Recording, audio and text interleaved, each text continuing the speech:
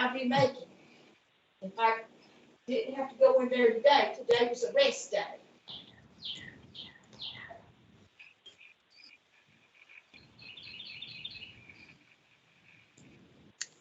Butch, are you doing well? I am doing good. I am doing good on my end of Johnston County, on the opposite ends of the county on Highway 70. Well, good. I'm meeting with Wayne County Commissioners sometime in the near future to talk about beavers. Oh,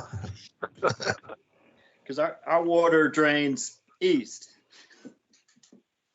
Well, the beavers appreciate that, I'm sure. Well, we like to have less beavers, so we'll yeah.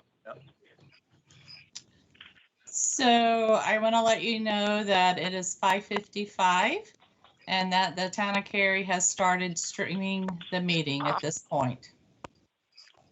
Just a heads up. We'll clean our act up. Hi, Hattie. Thanks for joining us tonight. It's Elena.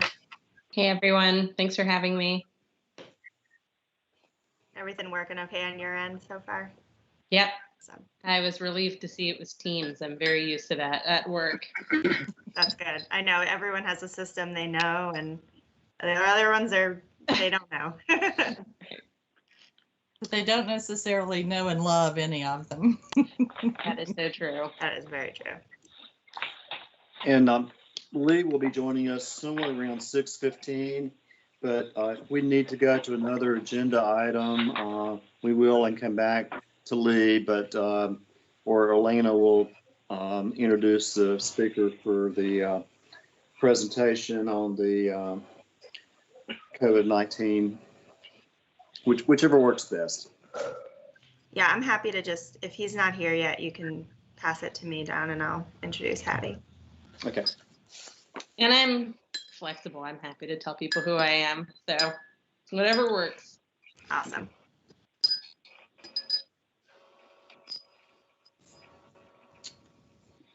So we do have some tips for Microsoft Teams on the screen. Since this is only our second meeting using Microsoft Teams, we thought that might be helpful for everyone. We got really used to WebEx and then we changed.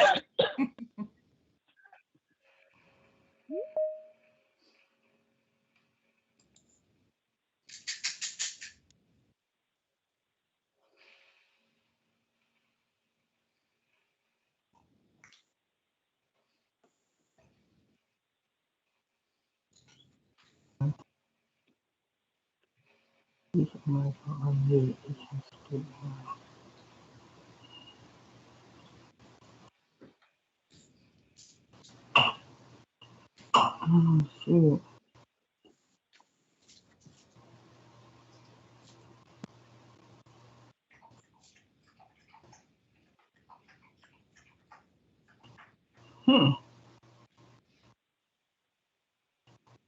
Mr. Raines, Yes.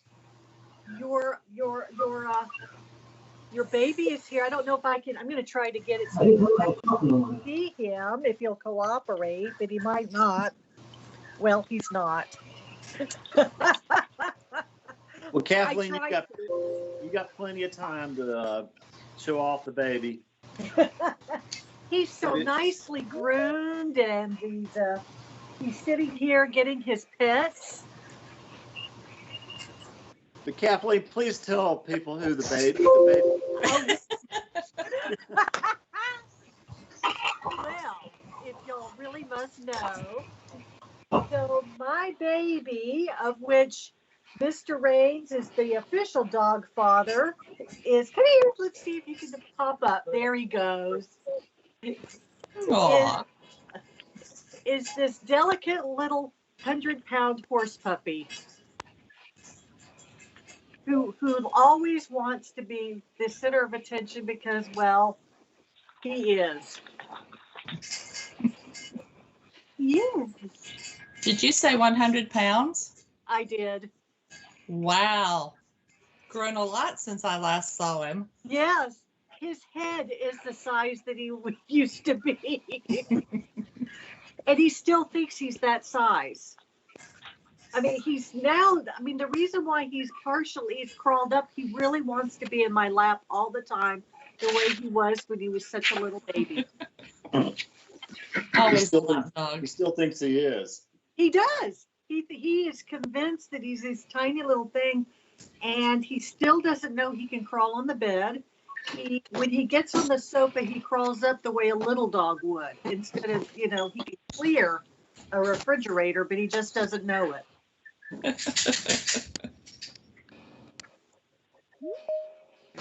Okay, BT. Thank you. Well, I apologize ahead of time if mine starts barking. Well, She just walked over here. It just proves that we're human beings and we're working from home. Yep. So it is now 6 o'clock p.m. and I will call the executive committee meeting to order. And thank you all for attending. I'm going to go over some housekeeping rules. My name is Don Rains. I'm the chairman, and want to remind you of some etiquette for virtual meetings, to keep your voice on mute unless you're speaking. And there's a chat box, and Renee has gone over some other features of Microsoft program that you can raise your hand or use the chat box or other features to if you have questions and need to have a discussion on a particular topic. Teams is a great program. We're learning it.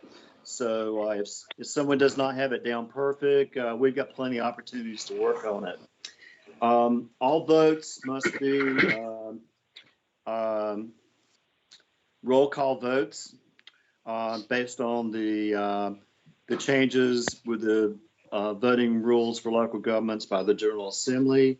We're on TJ Cog's website, and we're on Facebook Live, and we welcome any guests that are here tonight. So with any at this point, I'll ask Renee Boyette to do the roll call of our executive committee members. And I know there are delegates that are joining us, particularly with the COVID-19 updates. So I will turn it over to Renee. Okay, thank you, Chairman Rains. Okay, Mark Wilson, Present. thank you. Jim Crawford, You're not hearing me? yes, I heard you. Thank you. Jim Crawford. Adriana Freeman.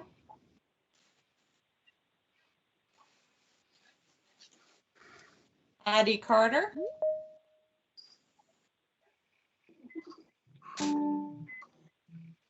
Kathleen Ferguson. Present. Butch Lauder. Present.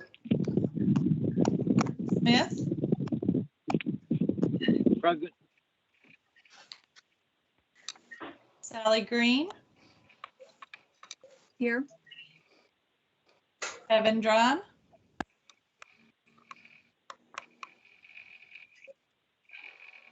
Pamela Baldwin.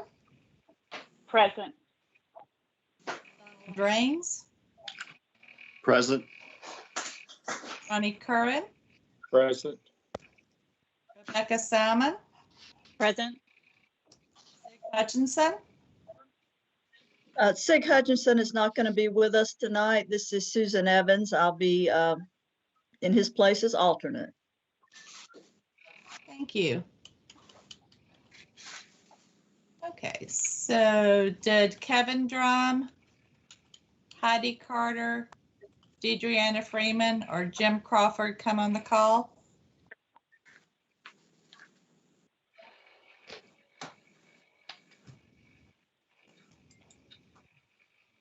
Okay. So we have 9 in attendance, and that is a quorum. Thank you, Renee. It's my honor to introduce Mark Wilson, who who is going to do a memorial related to the deaths of COVID-19.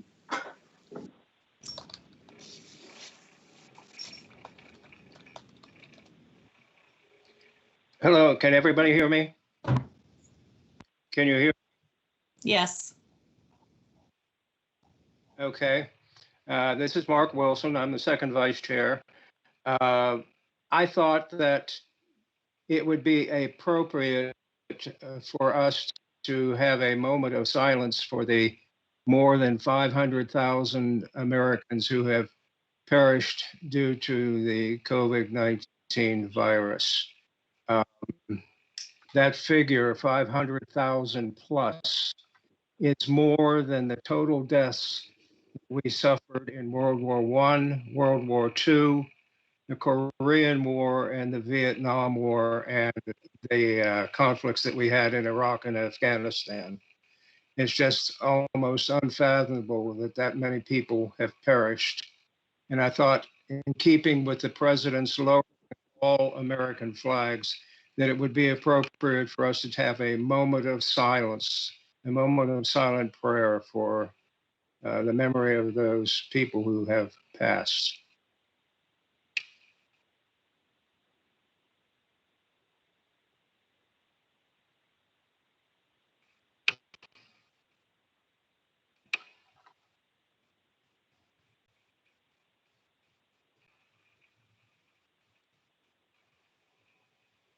Amen. Thank you very much.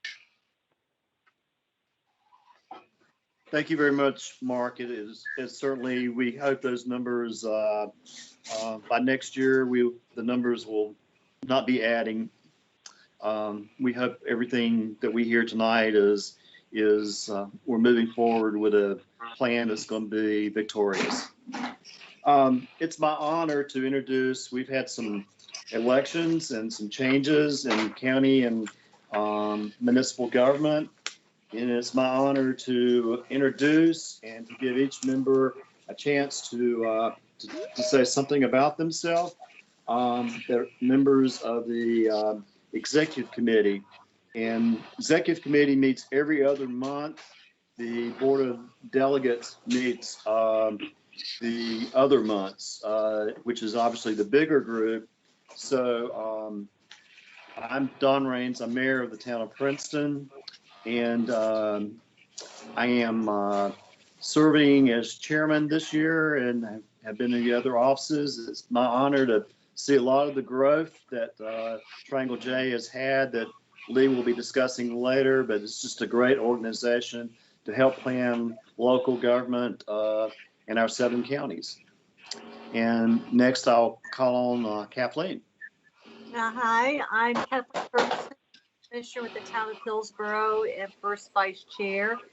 And second, Chairman Rains comments that TJCOG is an amazing organization, and one of the things that I value most is how everyone comes together across our regions in collaboration, and how this organization has services and gives of itself to help each of our member governments operate more effectively in service to our constituents. And so I'm also just grateful to be part of this organization. And I'll pass it on to Mr. Wilson. Hi, I'm Mark Wilson, and I'm a representative from the town of Archer Lodge, and I'm the second vice chair. I came aboard about 6 years ago or so, and from a rural agricultural town, wondering just what TJCOG could do for small rural town America. Well, I have learned a lot in those 6 years, and there is something for everybody. And it is, as Kathleen has said, an amazing organization. And I will pass it on to Deidreana, but I'm not sure if she's here or not. If not, next was Jim Crawford. Heidi Carter, Butch Louder, Kirk Smith.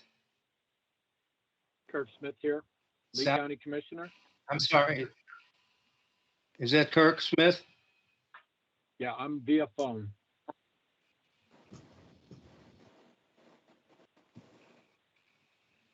You can go ahead, Okay, Mr. Smith. Mrs.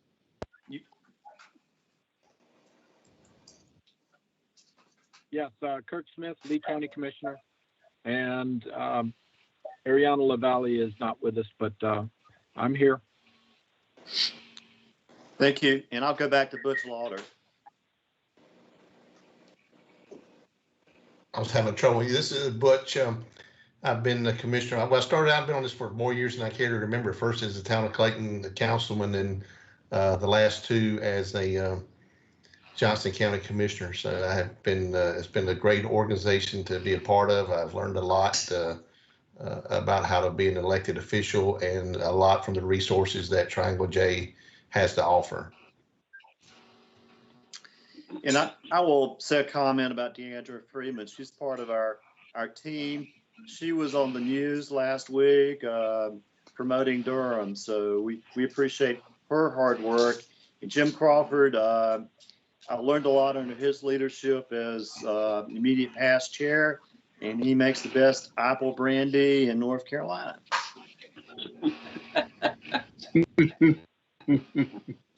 And Sally Green. Right here. Do you want to tell a little bit about yourself, because you've served every part of Orange County? Well, I've served Chapel Hill as a councilwoman there for 3 terms and a little bit longer than that. And I'm now entering the second half of my first term on the Orange County Commission as an at-large member. And I've greatly appreciated being on the TJCOG board, and have been learning a lot, and hope to continue. Here's a fun fact. I am from a very small town in East Texas, and the first COG I ever knew about was the East Texas COG, where my mother, who was not a politician, she was a newspaper publisher and editor. She regularly went to the meetings and reported on them. And in fact, I don't know if you can see this, but this is a report from the East Texas COG of 1985, which I treasure. So that's how long my history with COGs is. Wow. Kevin Drum, if he's come in. Mr. Drum just sent me an email and said he would not be able to attend tonight. Okay. And Pamela Baldwin, you taught me about all I know. Oh, okay. I'm Pamela Baldwin, Commissioner of the Town of Pittsburgh, as well as Mayor Pro Tem. I served as chair of Triangle J a number of years ago. Been on this Triangle J Council of Government since 2005. I've learned a lot. I've met a lot of people, and it's really a nice organization, and it's a way to get to know member governments that you ordinarily do not see and do not speak with. But I think it's very, very interesting, and I do look forward to continuing to work with Triangle J and all the member governments. And Ronnie Curran, a new mayor. Thank you, Don. Yes, I'm Ronnie Curran. I'm mayor of Roseville. During the whole pandemic, I think my whole term as mayor has been during the pandemic. But I'm a past chair of the COG. I'm not sure how many years ago it maybe was, about 3 or 4. I've been on the COG, I'm thinking probably about 15, 16 years at least. And I'm a real believer in regional collaboration. I think that's one of the things that makes our area and our region really strong. Is we have really good collaboration in the Triangle J area, the Triangle area, and I really believe it pays off and it makes a big difference. And And it starts with a strong COG, and I think you know, we have a real high participation from all our towns and the counties, and I think that really makes a difference. So just really pleased to be a part of this group. Thank you, Ronnie, and Rebecca Salmon, one of our former chairs as well. Hey, everybody, it's Rebecca Salmon. I am a city council member from the city of Sanford. And like was just introduced, I'm also a former past chair, and it has been such a wonderful organization to be a part of. I also serve as a representative on the Foreign Trade Zone Board. But being a part of Triangle J has really been a wonderful chance to collaborate and to see how all of the issues that we wrestle with every day affect all of us, and in very interconnected ways. And so many of the solutions are interconnected, and it's just a really nice framework to be able to approach our regional issues together. So welcome to the executive committee. To all the new people, look forward to a chance when we are all actually together in person one day soon. Oh, amen that. And we have Susan Evans from Wake County. Well, good evening, everyone. I am a Wake County Commissioner and have been in that role for going on 3 years. And prior to that, I actually served as a Wake County School Board member. So that's my tenure in public service. But I am new to the TJ COG, but I attended an orientation last week where I got to hear about all the fabulous programs that you folks have been working on. And I too am a huge fan of regionalism and coordination amongst our municipalities and our counties. So excited to be part of the group. Thank you.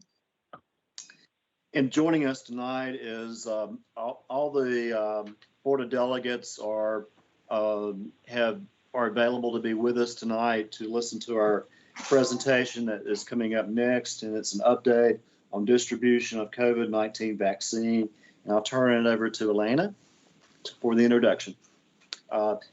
Lee Worsley should be with us shortly. He had an obligation in Wake County that he is on his way to our meeting. Chairman Raines, if I may interrupt, I believe that Lee is on the meeting now, and Heidi Carter has also joined. Executive committee member from Durham County.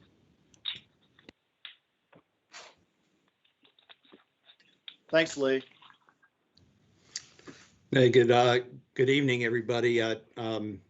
Chairman Raines, I wondered if you wanted to let Commissioner Carter introduce herself since she has joined, and then I can introduce Hattie. Certainly. Thank you very much. Heidi Carter from Durham County. You're muted. You're muted, Heidi.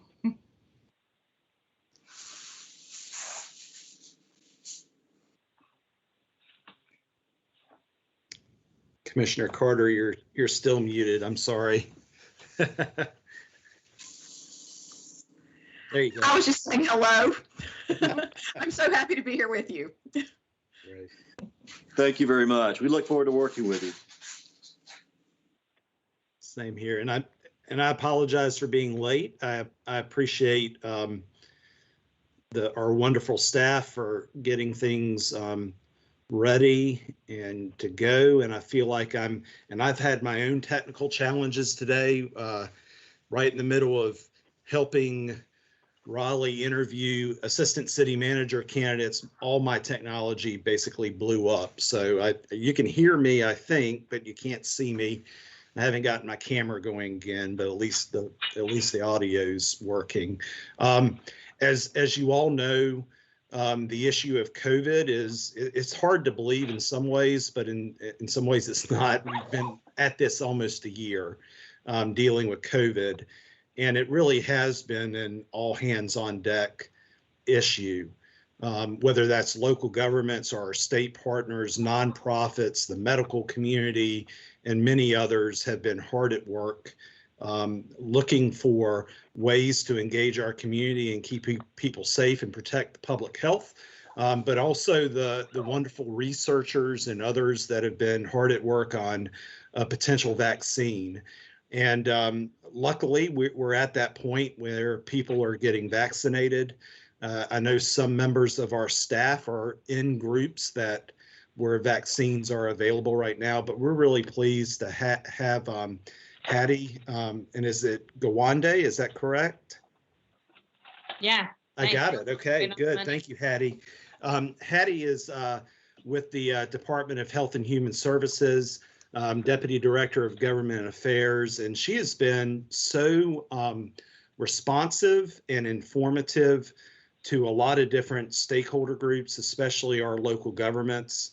And I know it's a tall task for the state and our counties to get the vaccine out, but we thought it'd be great to have Hattie here to give the executive committee an update on where the state is with vaccine distribution, to take questions, and that's why we invited anyone on the board that wanted to attend, but also maybe to talk a little bit about ways you can be most effective as elected officials in local governments in getting the word out about the vaccine and where the different groups are. I wanted to say phases, but groups are. So Hattie, with that, I'm going to turn it over to you, and we just appreciate your willingness to spend some time with us this evening. Thank you.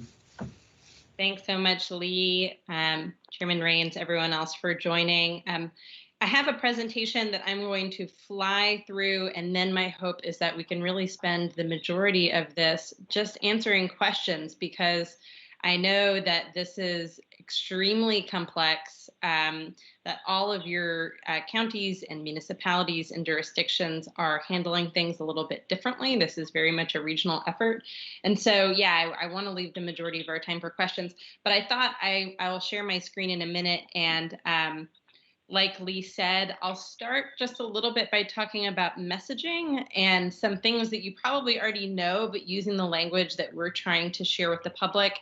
And then I'll talk about the prioritization, the groups, and what we can expect for Group 3, which opened today. And then the last thing is I'll talk just a little bit about our vaccine allocation strategy, because it's very unique, and I know it affects the Triangle area in unique ways. And then I will get to questions. So let me share this deck really quickly, and we can go from there. So let me know when you can see it. I see I have the blue wheel of death right now. Oh, that's not it.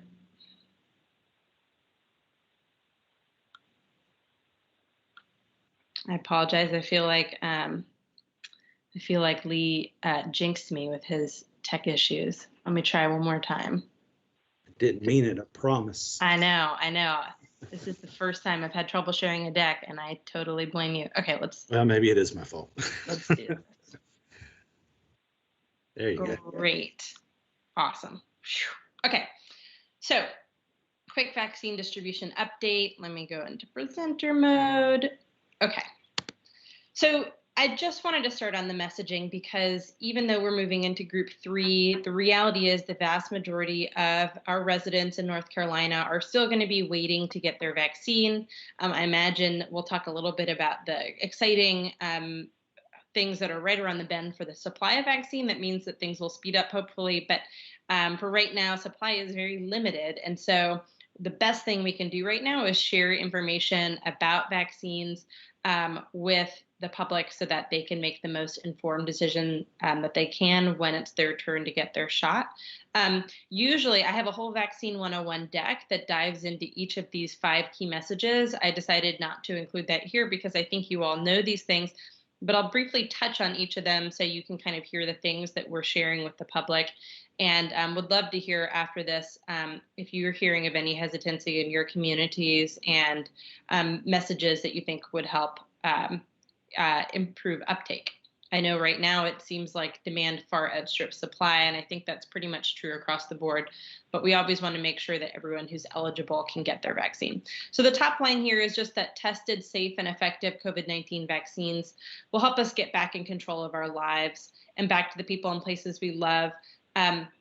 I think many of these messages, these 5 key messages here on the right, are really one. They've been tested with focus groups and with a big survey that we did of North Carolinians that oversampled historically marginalized populations. But also, it reflects that a lot of what we are hearing is in the beginning of the distribution effort was hesitancy about taking a vaccine that people perceive as new, developed in a short period of time, and using new technology that they're not entirely sure is safe. So number one, I think it's important to emphasize that scientists had a head start and thousands of volunteers helped with the clinical trials. With these first 2 vaccines, Pfizer and Moderna, over 70,000 volunteers participated in the clinical trials, many, many more with the Johnson & Johnson vaccine that's coming down the pike. And of course, the technology that underpins those vaccines, the mRNA technology, has been used by scientists, known to scientists for decades. So I think the perception that this is sort of sprung up overnight is not correct. And so emphasizing the scientific backing is really important. Number 2, the vaccines are tested, safe, and effective. There were no serious side effects in any of the clinical trials of any of the vaccines I mentioned. So Pfizer and Moderna, and we're also getting preliminary information from the Johnson & Johnson trials, and the safety profile was excellent for that vaccine as well. So we can continue to say the vaccines are safe. You cannot get COVID-19 from the vaccine. That's one of the nice things about mRNA vaccines is there is no live virus in the vaccine. So you can't get virus from the vaccine. Instead, it basically teaches your body to create the antibodies that you will need to fight off the real virus if it attacks you. Number 4 is really important, and I know that you've probably struggled in your communities with the sheer amount of demand for a vaccine compared with the very limited supply. So I know that we're trying to project this from the state level, and you are doing your best to do so as well, but just reminding people that supplies are limited. So for example, we just opened up group 3 to K-12, pre-K-12 school staff and childcare staff today, but we are saying that probably the majority of school staff and childcare staff will not get vaccinated this week, or in many cases, even next week. They're just getting in line for their shot, but everybody does have a spot to get their shot. So that's the messaging. This is our prioritization plan. Again, you're probably all very familiar with it, but I will just go through really quickly. So you all know that healthcare workers and long-term care staff and residents and adults 65 plus are currently getting vaccinated. It should have a little flag there in group 3 that says active group as well, because as of today, we have moved to frontline essential workers, starting with pre-K-12 school staff, as well as childcare staff. And on that, we'll be with them for 2 weeks. And then on March 10th, we will open to additional frontline essential workers. So I'll get into in a later slide exactly what determines a frontline essential worker and how they can get a vaccine. But for the next couple of weeks, it is just going to be those schools and childcare staff. Next will be in group 4 will be the remaining essential workers. So those who are not on the front lines. So people like me or you, many of you who are government workers, but don't necessarily have to go into work every day will be in group 4, as well as adults with underlying chronic conditions that increase their risk of serious illness from COVID-19, and adults in congregate settings. So thinking about our homeless populations and our incarcerated populations and things like that. And then lastly will be everyone in group 5. So every time we move to a new group, we get a lot of questions about where to get vaccinated, especially because we don't have a centralized scheduling system. So we have a centralized provider system where you can kind of look up the providers near you, but you can't just click one link to figure out where to get vaccinated. So in North Carolina, if you're eligible, there are vaccine providers who have been onboarded and enrolled in the program and can provide vaccinations. For the most part, that is hospitals and health systems and local health departments. There are additional federally qualified health centers, over, I think, something like over 140 at this point who have been onboarded and enrolled, as well as community health centers. slowly onboarding primary care practices. And then the federal government has been working with over 300 Walgreens locations across the state to provide limited vaccinations. And then there are some pharmacies that we're providing allocations directly to. But for the most part, it's those first three settings: hospitals and health systems, local health departments, and federally qualified health centers and community health centers that have the bulk of vaccine. So to find a vaccine provider, there are a number of ways you and, of course, your constituents can get a vaccine appointment and find out who their local vaccine provider is. You can go online to yourspotyourshot.nc.gov. It has tons of great information on there. I'll have a screenshot of all the resources on there on a later slide, but it also has a provider finder where you can type in your address or your zip code and find local providers near you, as well as the best way. Sometimes they have a website, sometimes they have a phone number. For those who don't have access to internet or aren't as comfortable using the internet, we have a COVID-19 Vaccine Help Center, which is a phone line. It's there on the slide. For those of you on the phone, that's 888-675-4567. And that's kind of a wayfinder tool. It'll help direct individuals to the nearest vaccine provider and kind of help them navigate that process via the phone. And there's both English and Spanish language options, as well as a language line for those who don't speak either of those languages. People can get basic information pre-recorded in other languages as well. Then there's a couple other tools that people have found helpful. There is Find My Vaccine Group there on the left, which people can it's a quick survey. Basically, people can fill out basic information. How old are you? What do you do for work? And it will tell them what their vaccine group is. And then on the right, find a vaccine location. Like I said, you can type in your zip code, or you can type in your address, and you can find vaccine providers near you, and you can filter it by how far away you're willing to go to find a provider. And then, as I mentioned, that website, yourspotyourshot.nc.gov, has a number of other resources other than just wayfinding resources that I think, like I said, in the interim, when most people aren't able to get vaccinated yet, these are really important resources. So a version of not quite this deck, but with a lot of the resources in this deck is available there. A frequently asked questions document that is updated weekly, really pretty regularly. A one-page flyer, the prioritization graphic I showed, and then lots of, I think the most valuable thing, frankly, one of the most valuable things is we recorded these PSA videos with trusted messengers so that people who are skeptical about getting the vaccine can hear from people who are like them. So of course we have Secretary Cohen and other people from the department, but we also have teachers and government workers, people from the community, pastors who are speaking about why they are getting vaccinated.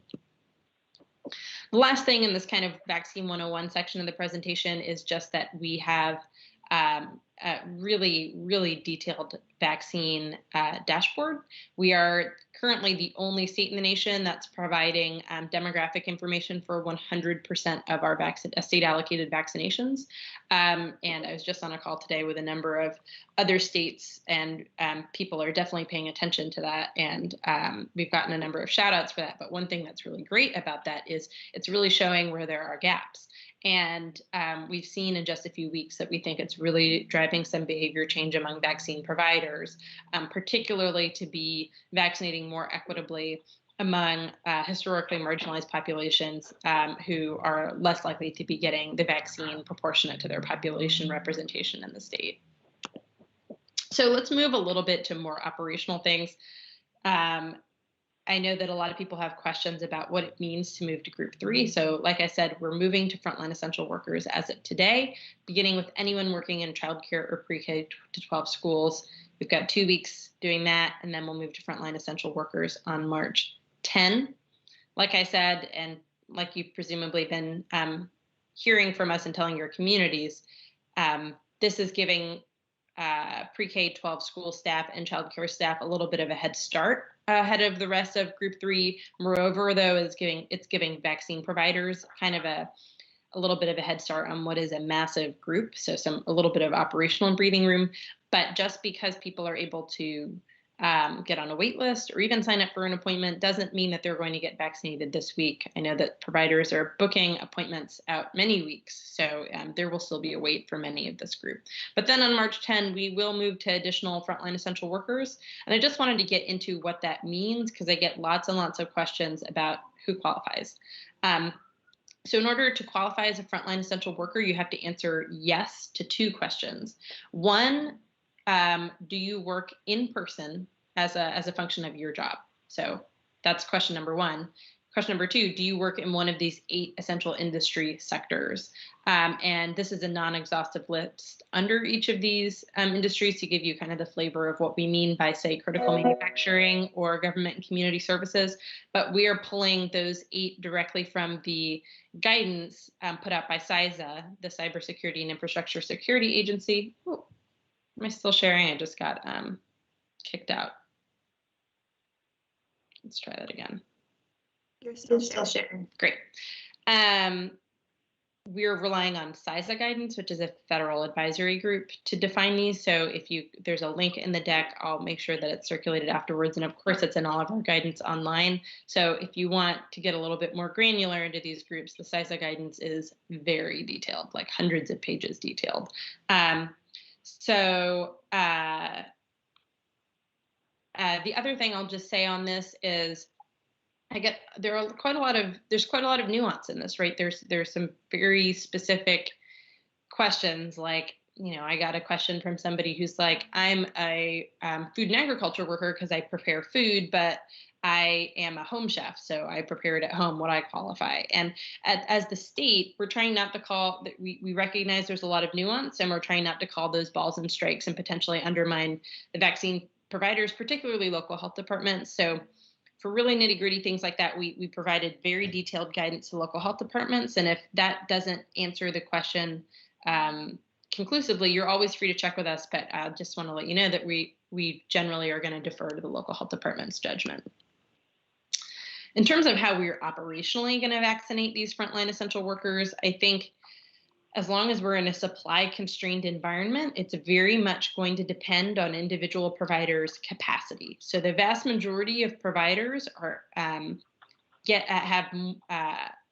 way fewer vaccines than the number of people who want to sign up for appointments.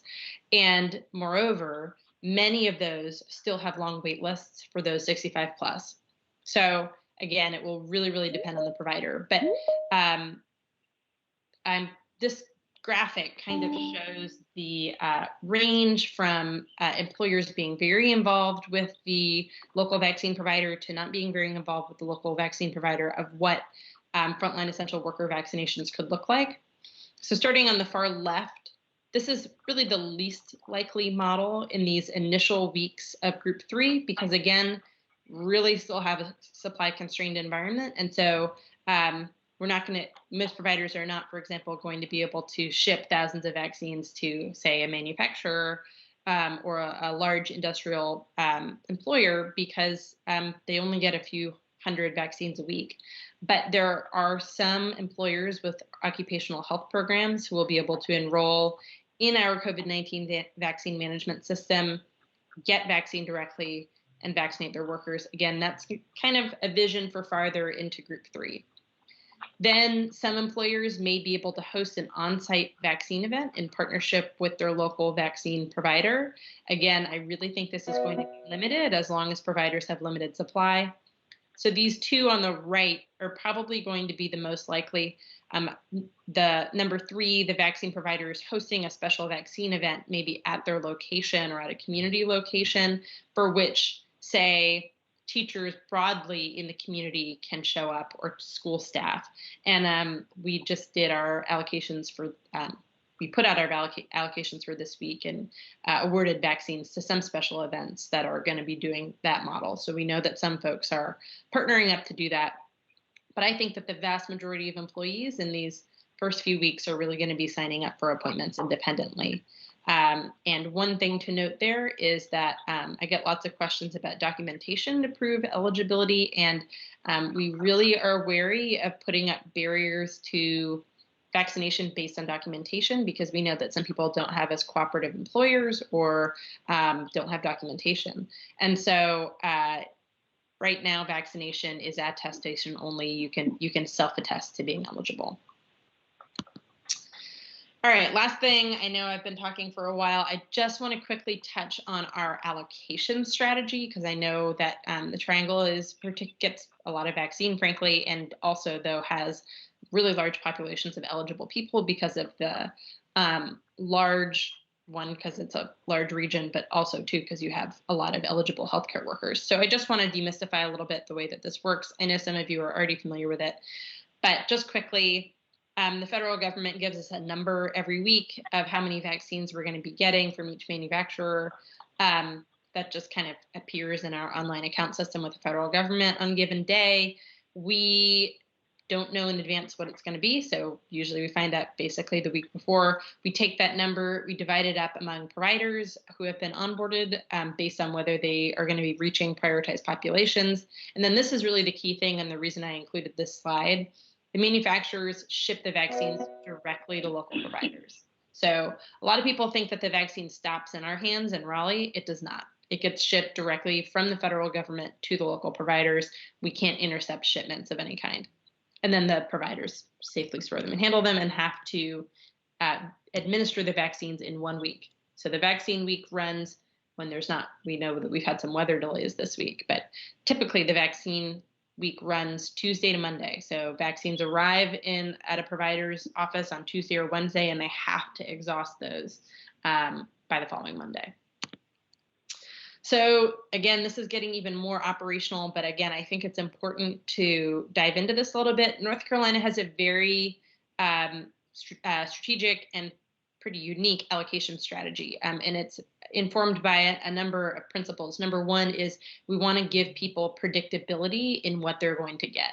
So we got lots of complaints from folks, lots of valid complaints from folks in the first 4 to 6 weeks of vaccination that people don't know what they're going to get the next week. And we said, we don't really know what we're going to get next week either, but we thought there are some things that we can build in to at least give you some stability and give providers some knowledge about what they're going to get. So giving people predictability is goal number one. Goal number two, really intentionally be directing vaccines to marginalized populations. We've seen, as I showed you in our dashboard, that Black African American, Hispanic, and American Indian populations are getting COVID at higher rates than the rest of the population, and getting vaccinated at lower rates than the rest of the population. And that's not acceptable to us. And so we really, really wanted to target our allocation strategy so that those populations have their fair shot at getting vaccinated. And then we wanted to be able to support special community vaccination events. So every vaccine provider gets a baseline allocation. All 100 North Carolina counties get a minimum baseline allocation that is purely based on population. And that reflects our commitment to geographic equity. I know that there are some states that are saying, we're just gonna throw a lot of vaccine in very populated places so we can vaccinate quickly. That's not acceptable to us. We wanna get it into every corner of the state.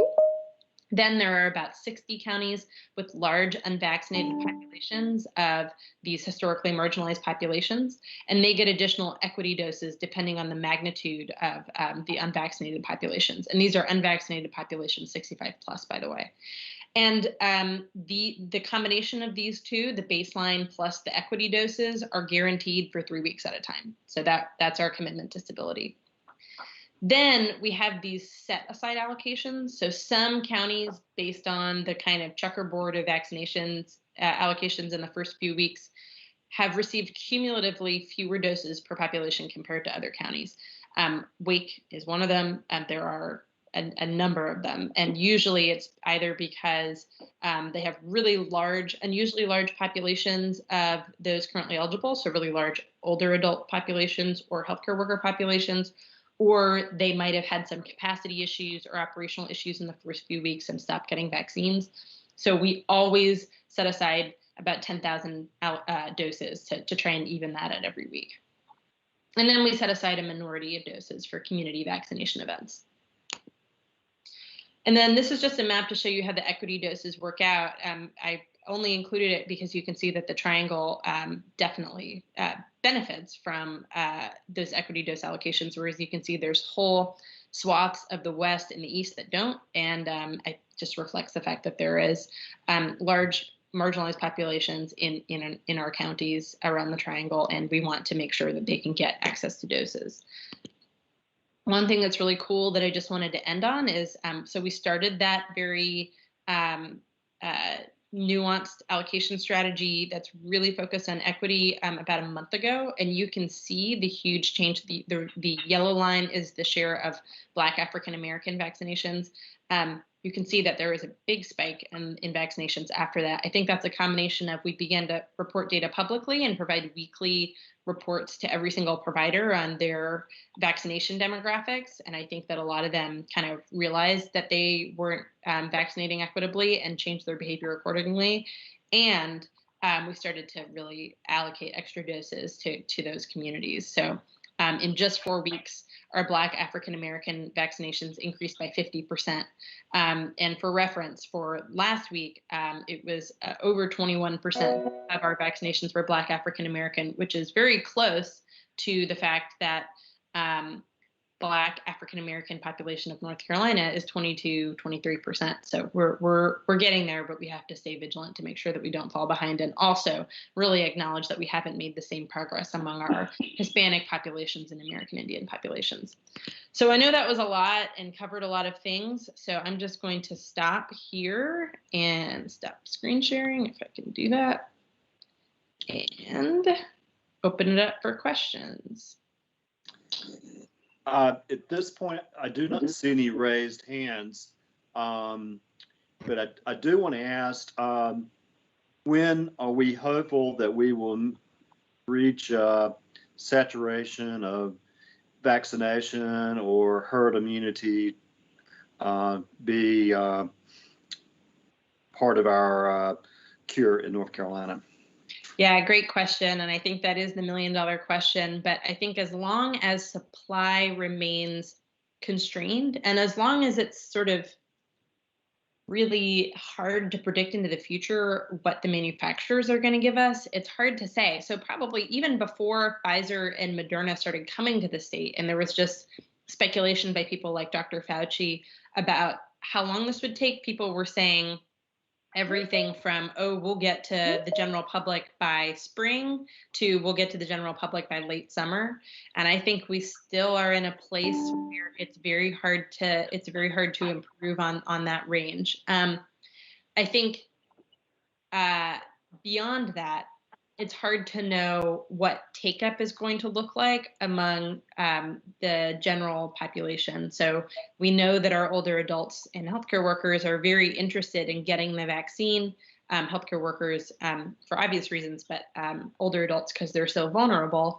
And so it will be interesting to see in the coming weeks whether that level of take-up changes among Group 3 frontline essential workers, because of course that will impact our ability to vaccinate a majority of the population as well. So I know that's not a satisfying answer, but the honest answer is we don't know yet.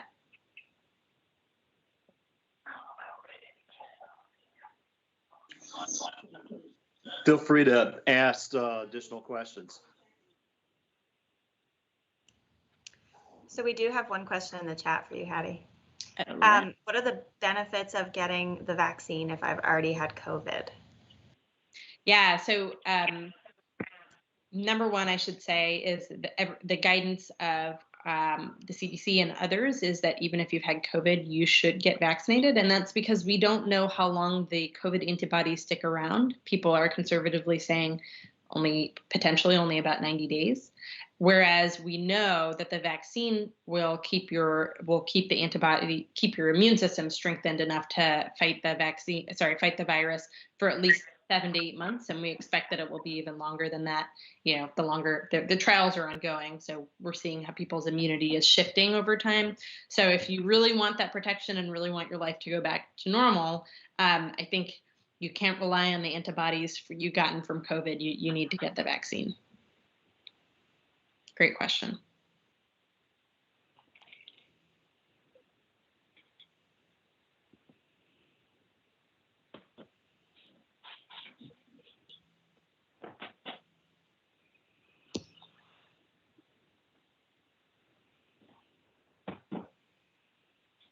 Is there any more questions? If not, thank you, Heidi, and Hello. yes.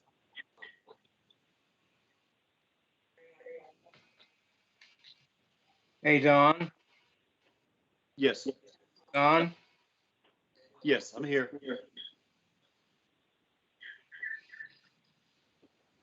Don, this is Mark Wilson. Can you hear me? I can't hear you. Okay, I have a question well, actually, a statement for.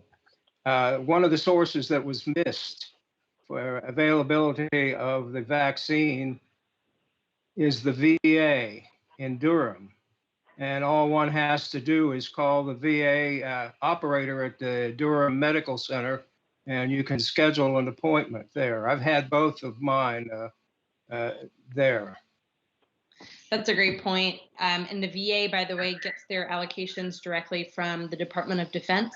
So they have a slightly different system, but I have heard that lots of people have been found it very easy to schedule their appointments with the VA. So thank you very much, Mr. Wilson. And yeah, very much encourage people who qualify to get their vaccinations there if they can.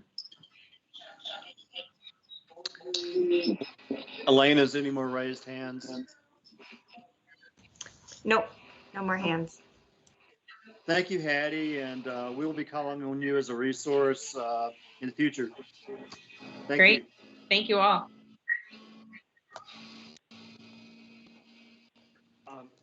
Next is our business session, and want to call upon update on the Housing Priority Area Program and opportunities, and Erica Brown will be leading that. Great, thanks so much. I am going to try to share my slide, so hopefully y'all can see it. Let's see. How's it looking? Good. I can't see any of you, so I'm assuming it's okay. Awesome. Thank you. It looks excellent. Perfect. Thank you. So before I get started, just want to say thank you for having me here tonight. My name is Erica Brown. I am the Housing Program Manager for Triangle J, and I'm really excited to come to you all and share some information about the program.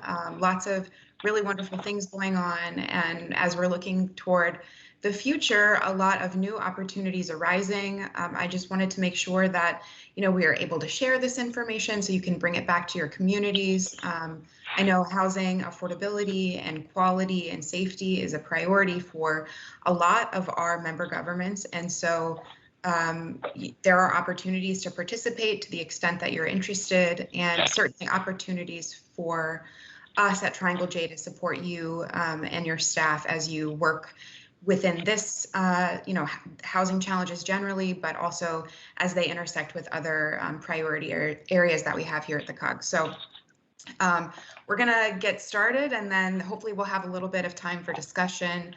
I know we have a fair bit of time tonight to chat, so hopefully we'll be able to get through all of these updates and then hear from you all about what's going on in your communities and how we might be able to better support you moving forward. So tonight, just to get started, I want to make sure that we're all on the same page talking about what is affordable housing, and rather than go through all of the data that we normally go through when we talk about this, I'm just hitting the highlights here. So of course, if you have any interest in specific data for your community related to housing, you can always reach out to us. But tonight we're focusing definitely more on the program highlights and structure than the data itself. Again, talk about existing program highlights, et cetera. And then I really do want to focus a little bit on the collaboration that we're really focusing on right now and looking towards regional solutions, and try to get some feedback from you all on that. You've probably seen this slide before. We use it pretty much in every presentation where we talk about housing. I just want to be clear here that housing affordability is different than affordable housing, and we are trying to support both of those. and much more in our communities across the Triangle. Housing affordability, though, is defined as spending no more than 30% of a household's gross monthly income on either rent or mortgage and utilities. And we often like to also point out that transportation cost is also very closely aligned with housing and where you live. And so the housing cost and utilities, as well as transportation, households to feel comfortable potentially should spend no more than 45% of their household income on those costs. If they are, they would be considered housing cost burdened or housing and transportation cost burdened, meaning they have really less income to devote to a lot of other needs that they have in their lives. Affordable housing is definitely a little bit more of a specific thing when we're talking about housing affordability. It generally refers to publicly subsidized programs, or at least, frankly, a lot of people talk about low income or subsidized housing, public housing, when they refer to affordable housing. Specifically speaking, federal and state and local programs traditionally focus on households that earn about 80% of area median income or below. That would be considered a low income household. Many communities also choose to focus on households and support programs that go up to 120% of AMI. And really all of that is considered affordable housing.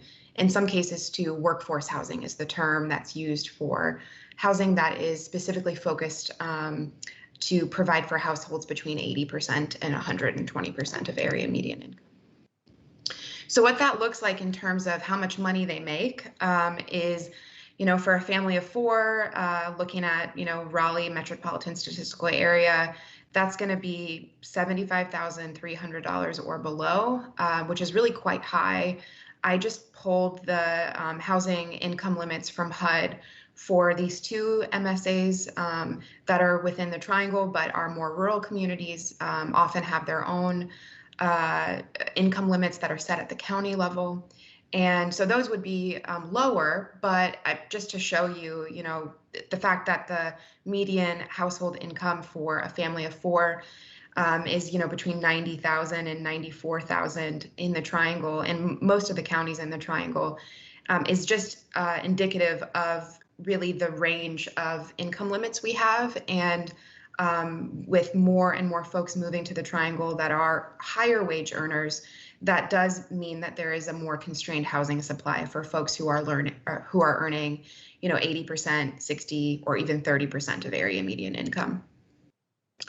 And to put it in perspective, this is 30% of that area median income for a family of four, both for Raleigh and the Durham-Chapel Hill MSAs.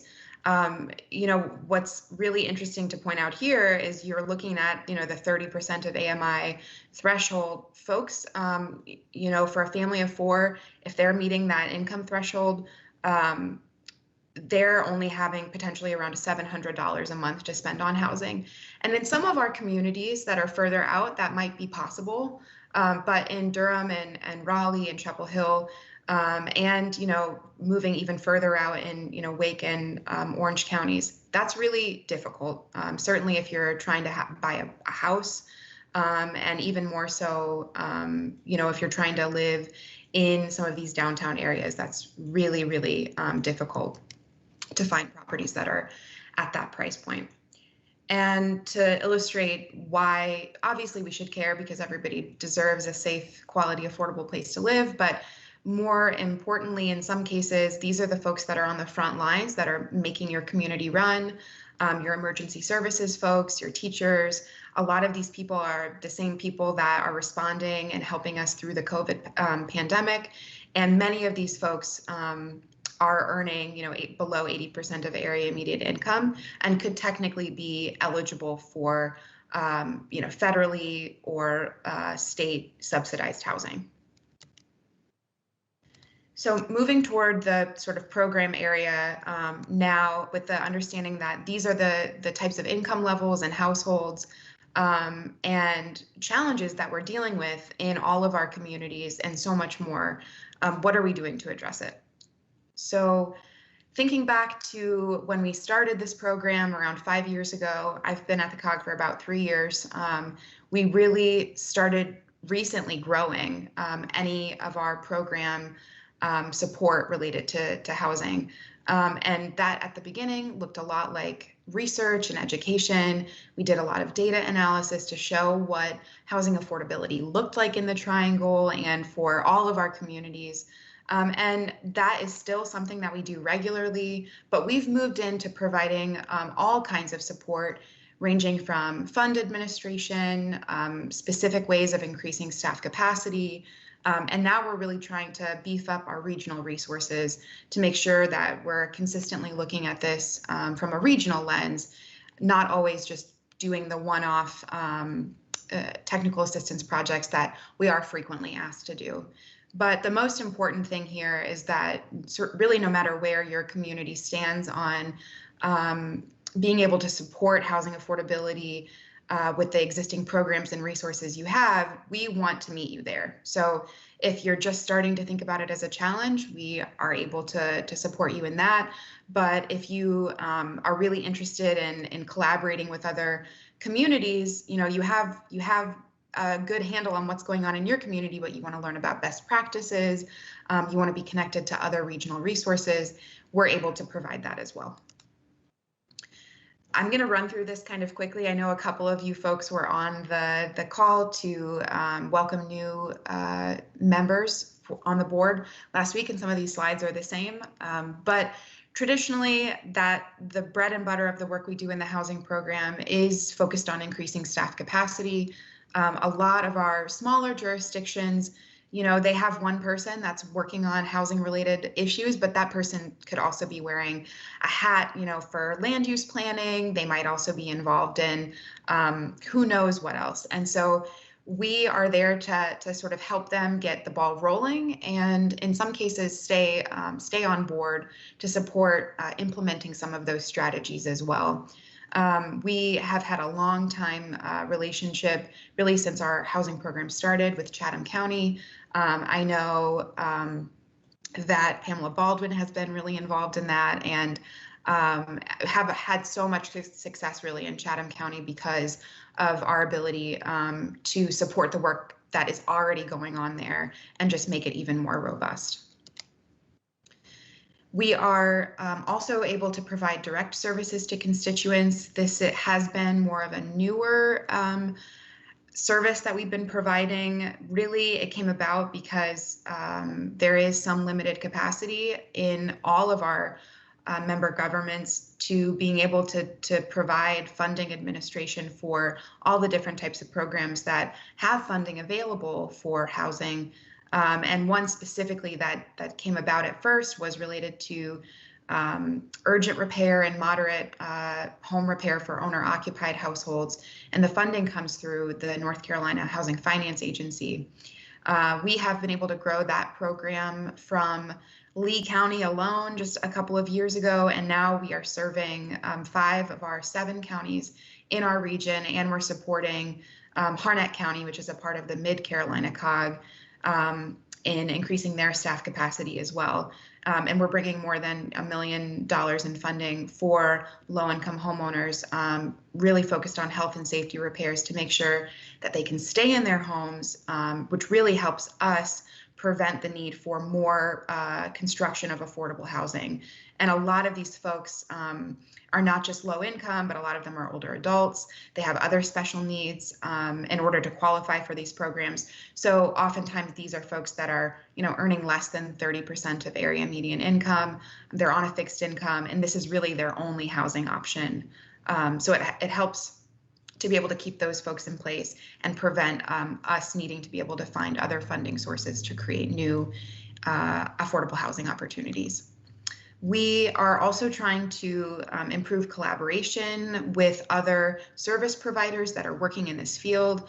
Many of our communities have nonprofits that are working in this field, and we've been able to partner with them and also county county departments on aging to apply for additional funding to support energy efficiency or specifically home repair funds for veterans or those with disabilities. frequently we're partnering with Rebuilding Together of the Triangle. They cover the majority of the counties in our region, but we're also branching out and working with Habitat for Humanity affiliates, Resources for Seniors, and certainly we're working alongside lots of other service providers that are not just providing home repair services, but are trying to provide emergency rental assistance, legal support, referrals to other county services that are administered through, North Carolina DHHS. So we're making sure that we might be the entry point for housing, but if they're coming to us, we're connected to all kinds of different services that folks might be able to qualify for and very much often need. The collaboration piece extends a little bit deeper than just providing referrals. We have had 2 grants actually now where we're trying to support improved collaboration between these home repair service providers by actually implementing, unified applications. We have shared online databases, which are helpful in tracking data. We have a shared evaluation approach, which helps us really see how our local governments and the money that they contribute for these types of programs is being spent effectively, and also decreasing the burden administratively for folks who are administering these funds, and also for low-income homeowners or renters who are working on accessing these funds. One really exciting new project we're working on is expanding our pilot project, which was in Orange and Chatham counties where we did this, to now Durham and Wake counties. And we're actually working with the Department of Environmental Quality to explore statewide collaborative opportunities through CARES Act funding, with the intent of really trying to reduce deferrals for weatherization and energy efficiency funding, and improve leveraging any funds that are on the table for folks who might be eligible. And that's really been very clearly helpful for the organizations that provide these types of services within the pilot counties where we have this program.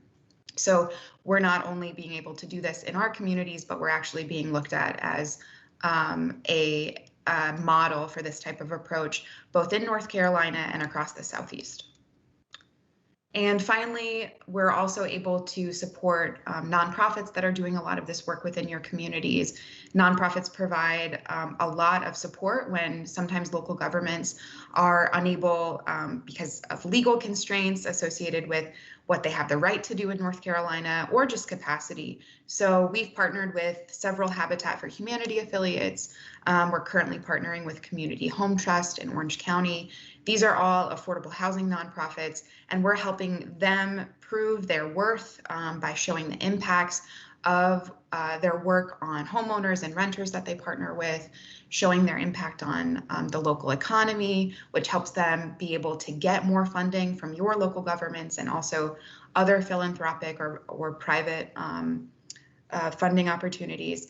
And it helps them provide better, more specific services that the homeowners and renters that we survey are saying we need to be more successful after we've worked with you and your nonprofit.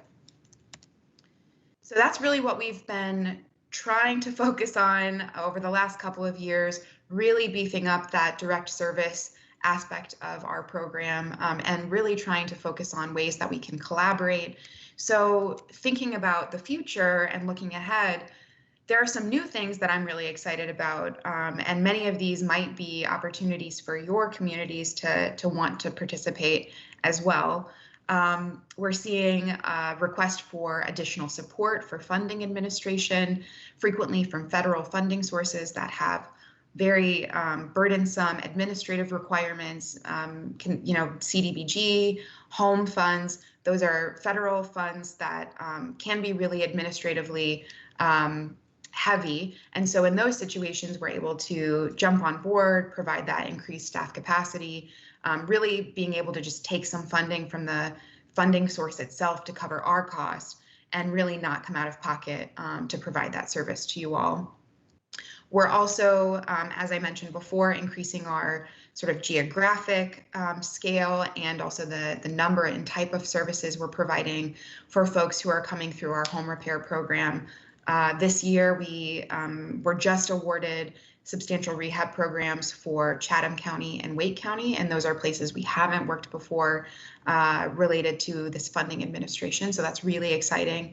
In addition to that, one thing we're really trying to get started, and COVID kind of put some challenges with that, but we're really trying to provide education and other types of social service support for folks who are coming through our programs. We understand, we're able to provide this really wonderful, sometimes one-time funding benefit to improve the quality of folks' living environments. But what's really important is to make sure that they understand, the maintenance requirements and the ways to go about doing maintenance on their home, helping budget for that maintenance, to make sure that the investment that we're providing, whether it's from local, state, or federal funding sources, is sustainable over the long term and is used effectively and efficiently. We are also consistently and have been working on policy creation and program implementation.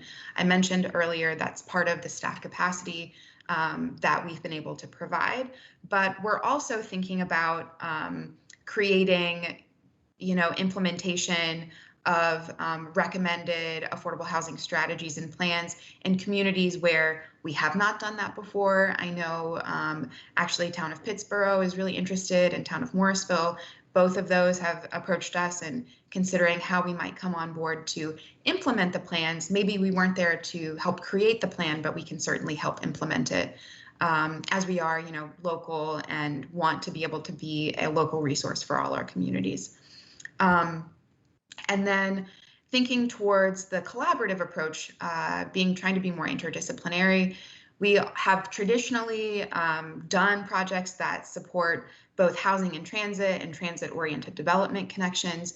But as we are seeing a lot of development and growth with our economic development district and our economic development priority area, we're considering ways we might support that growth in the future, whether that's through workforce development, or potentially with resiliency, considering sustainability and energy efficiency, really focusing on grants that include more than just one of our priority areas is what we're trying to do moving forward.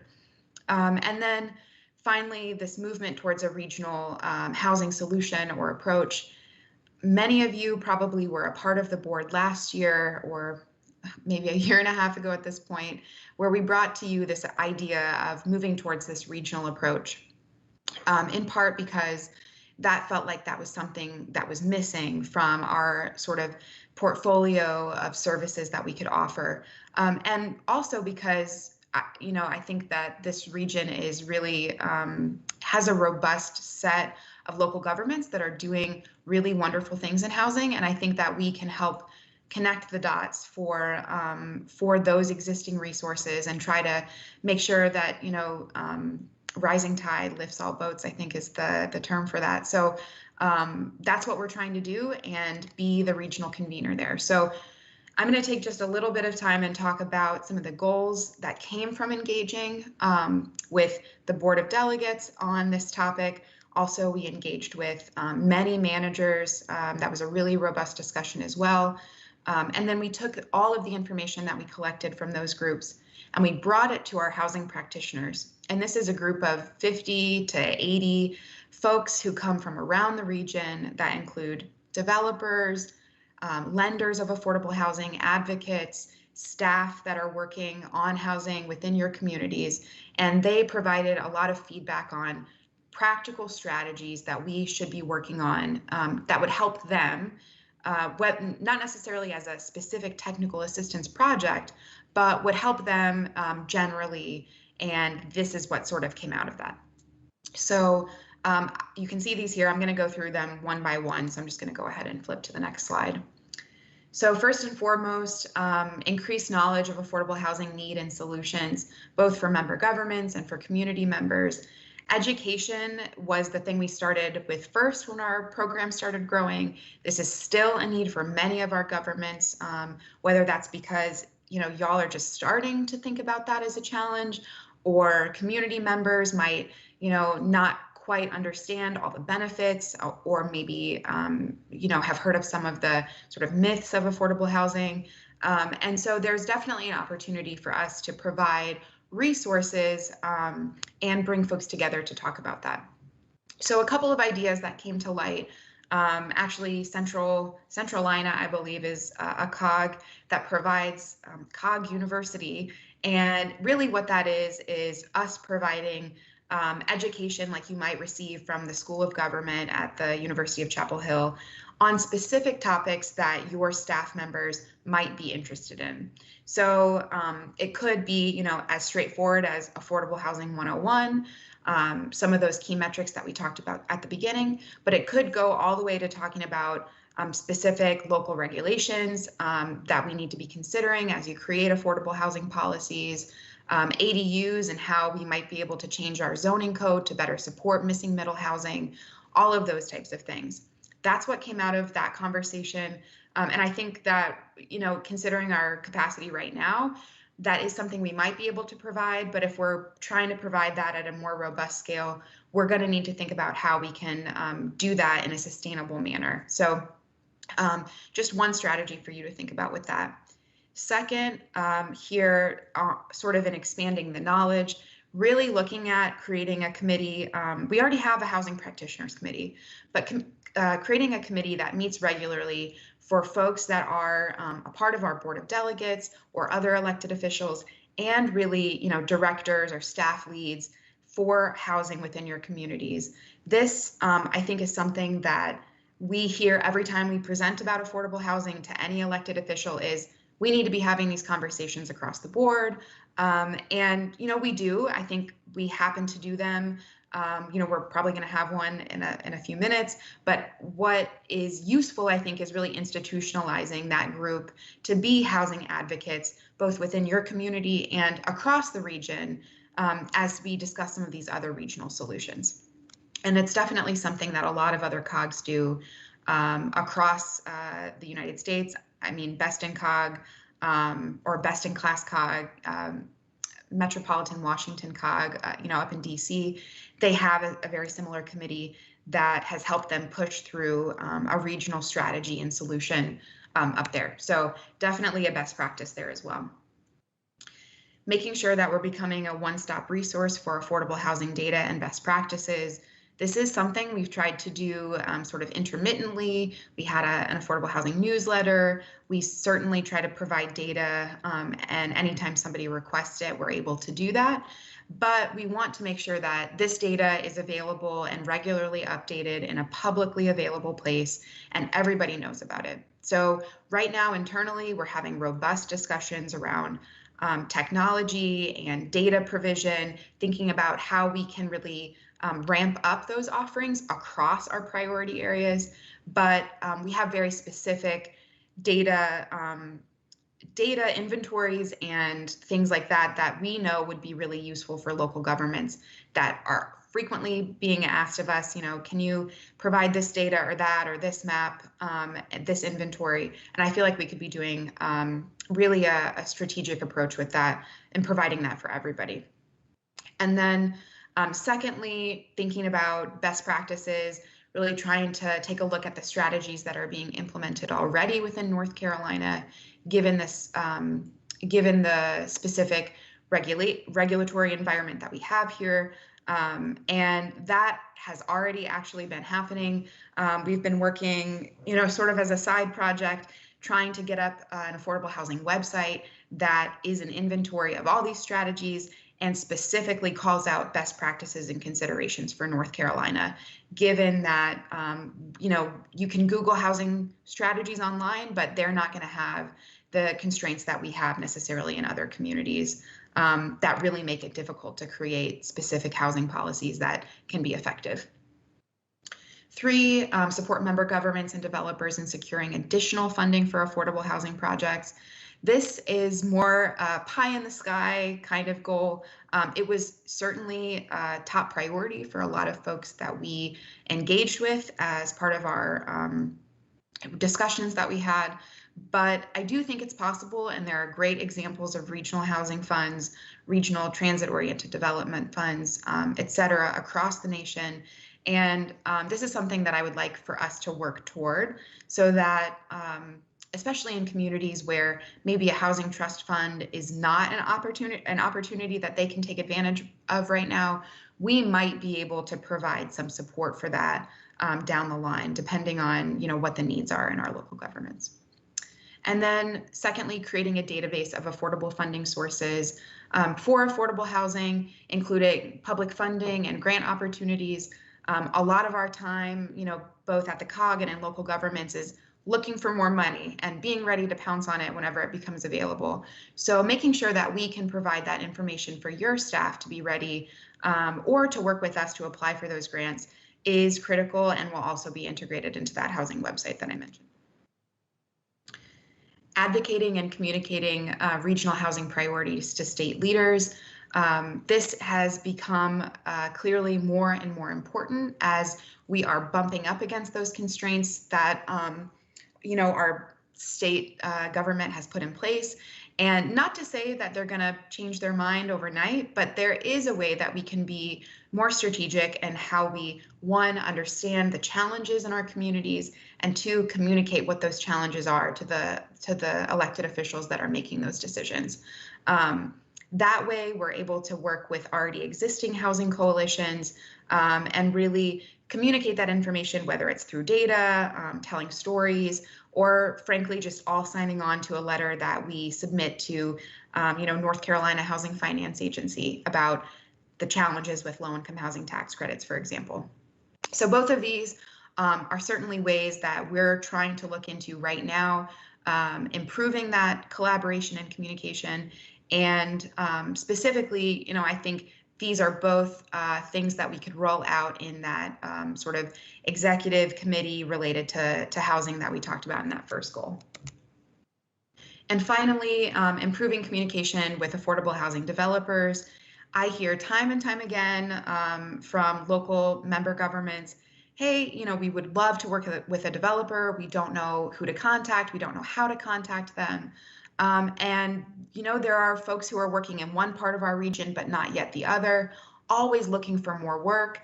And as local governments continue to provide incentives to support housing development and preservation, we should be able to really connect you folks with the people who are doing the work on the ground, the builders, the developers, home repair contractors.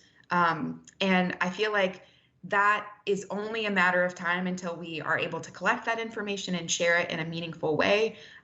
This is really just, staff time, reaching out to folks and making sure that we understand what resources, what organizations are out there that are doing the work, so that when your community is ready to make a move on that and put out an RFP for development, you know who exactly to be in touch with. And then also another sort of pie in the sky goal, but this one partnering with economic development staff at the COG, thinking about how we can increase capacity for sort of smaller scale developers, whether that's home repair general contractors or folks who want to get into developing affordable housing but don't have as much expertise. So really thinking about workforce development, working with skilled construction professionals, that type of thing, I think is certainly possible. That's probably more down the line as we develop our workforce development portfolio within economic development priority area, but something that we've been thinking about and we've heard is really important on the development side, with them saying, hey, we have this work we want to do, but we can never find, qualified general contractors to get the work done, for example. So a lot of information. I know I've been talking for a long time.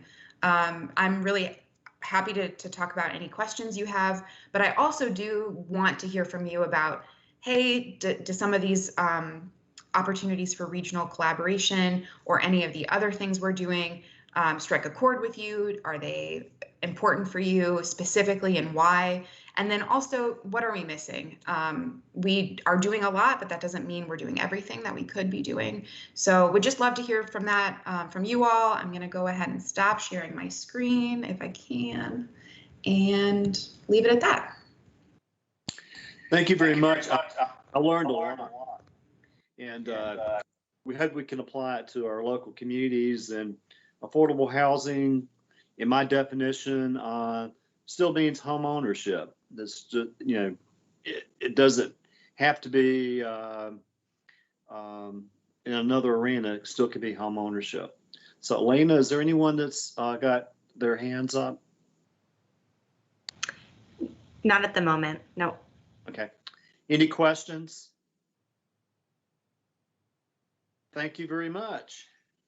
And we'll move on. Erica, appreciate the presentation. Thank you, I appreciate it. And the update. And if we have more questions, we'll reach out to you. Next is U.S. Department of Energy Grants Awards, the Drive Electric USA. And I'll start off with Sean and his team for that presentation. Thank you so much, Chairman Rains, and good evening, everyone. Thank you for the opportunity to provide a brief update on two things within our transportation planning group. First is a new U.S. Department of Energy grant award through our U.S. Department of Energy Clean Cities program. We can go to the next slide, and thanks, Elena, for driving for me. I hate sharing my screen. I don't know, Erica, how you do that so well while presenting, so thanks so much. So this new grant is part of the U.S. Department of Energy Clean Cities Coalition network, as I mentioned previously. I'm not going to read this slide to you, but a little bit of context. A little less than a decade ago, the U.S. Department of Energy Clean Cities program awarded grants to actually plan for electric vehicles. And if you can believe it or not, the only two EVs, plug-in electric vehicles that is, available for purchase at that time was the Chevy Volt and Nissan Leaf. Now, if you can imagine how many Teslas is an easy example we see on the road today, the market has really shifted quite a bit during that time. Not all states received plug-in electric vehicle readiness grant awards, but North Carolina did and created a readiness plan at that time. But things have changed quite a bit. Again, the easy example is just the number of electric vehicles on the road. Battery technology has changed quite a bit, has improved quite a bit, which is driving down the cost of electric vehicles. And then you even see new federal policies from the Biden administration wanting the entire federal fleet to move towards electric drive. The momentum continues. Another easy example is General Motors announcing that they're going to shift their entire vehicle production towards electric drive. So the momentum continues around this vehicle technology, advanced transportation technology. It's becoming a standard across the country, if not across the globe.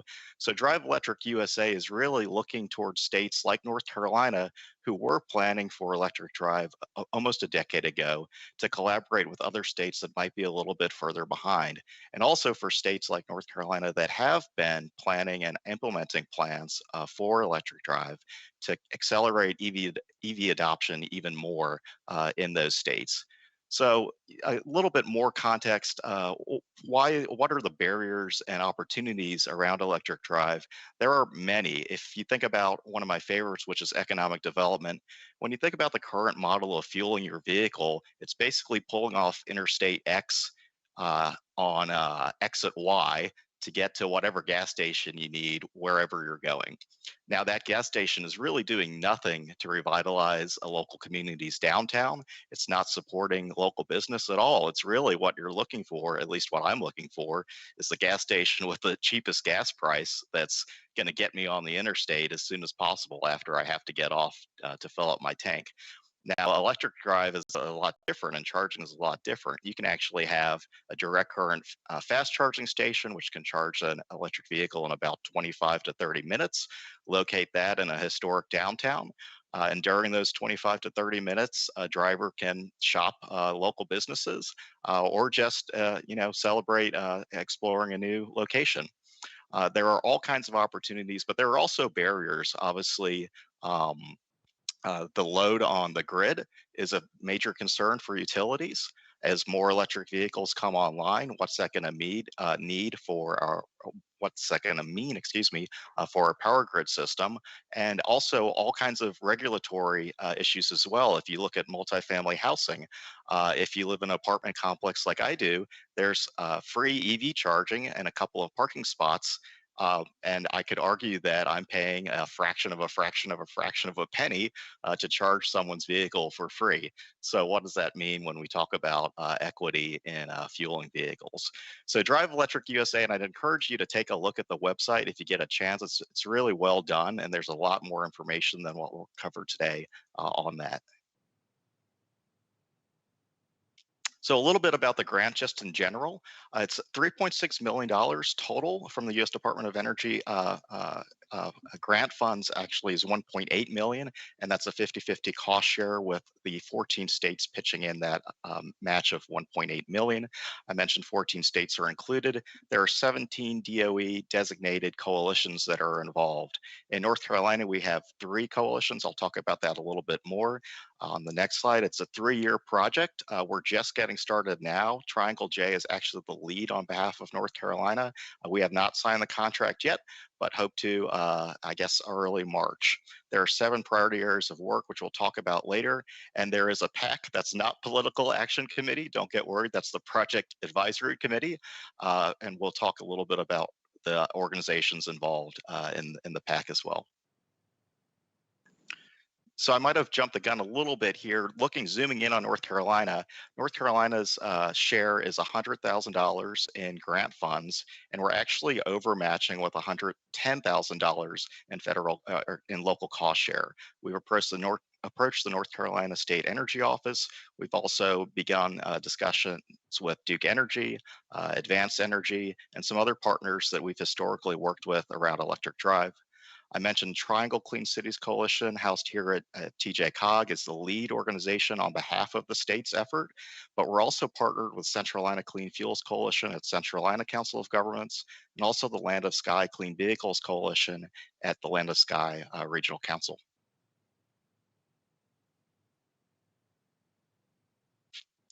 So this just gives you a glimpse of all the folks that are actually going to be working on this initiative over the next 3 years.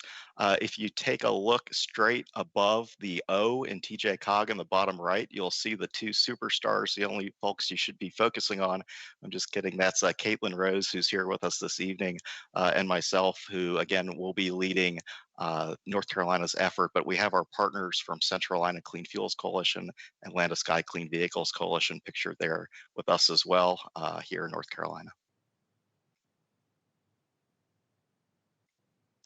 This might be a little hard to see, but this is the 34 Project Advisory Committee members. Some of these organizations might jump out at you. ChargePoint is very active in the Triangle region, as is Black and Veatch. The Rocky Mountain Institute out of Colorado is arguably the policy lead in the electric drive space. The Sierra Club, some utilities. Duke Energy is not listed here if that might be a question that folks have, because we have separate partnerships with Duke Energy across longstanding U.S. Department of Energy initiatives. This is going to be an animated slide, Elena, so we'll just start with the 7 priority areas. The first is state-branded EV programs. Now, here in North Carolina, I mentioned almost a decade ago, North Carolina beginning to plan for electric vehicles. And through that initiative, we actually created Plug-in NC, and I wish I had put their logo here, but that stakeholder group has been active for, again, nearly 10 years now, working with utilities, working with local governments, working with technology providers. So North Carolina is really ahead with this first priority area, and we've actually been asked by the grant administrators and the U.S. Department of Energy to, because we are ahead, to serve as a bit of an ambassador and teacher, if that's the right word, for some other states that aren't as lucky to have created this kind of statewide branded EV program and initiative. Consumer education and local chapter development is certainly important. We're charged with educating at least 14,000 consumers here in North Carolina, and we can do that through electric vehicle ride-in drives or other tactics. And there are EV clubs, just like there are all kinds of different vehicle clubs, whether it's a classic vehicle or whatever it is. But to be sure that we engage those groups and involve them in how we communicate this technology to our communities. Utility and regulator engagement is certainly important, and I mentioned North Carolina is probably a little bit ahead in our continuous work with Duke Energy. But not only that, municipal and cooperative utilities here in North Carolina as well. There are all kinds of challenges, but also opportunities in working with these utilities. I mentioned, the impact on the grid. A question that comes up quite a bit is, well, how clean are electric vehicles if the technology is actually derived from dirty coal? So these are the types of things that we'll be continue to work with our utilities and regulators in engaging them on this project over the next 3 years. Charging infrastructure planning, both at the corridor, urban and rural level, is very important. We'll be conducting a gap analysis and develop and update our current plan looking at EV charging infrastructure in North Carolina.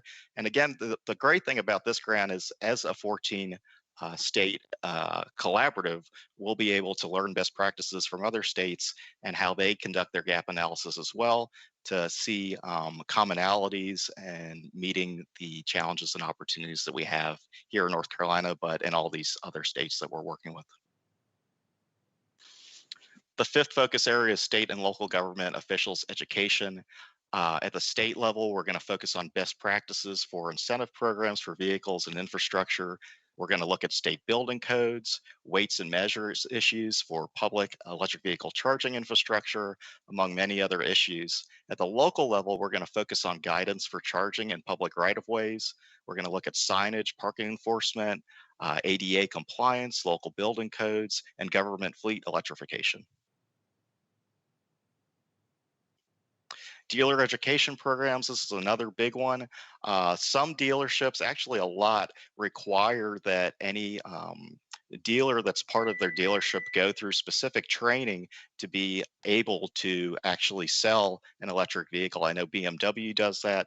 There are some others as well. So figuring out how to develop what we're calling a preferred EV dealer program in North Carolina. Then we want to secure 40 or more preferred dealers in total, with at least 2 per state. We're also going to develop web-based platforms to help channel interested EV purchasers to those preferred dealers. And we're going to partner with low-touch internet-based retailers that sell EVs, especially in portions of North Carolina still underserved by supportive dealers. And then finally, fleet engagement and EV adoption.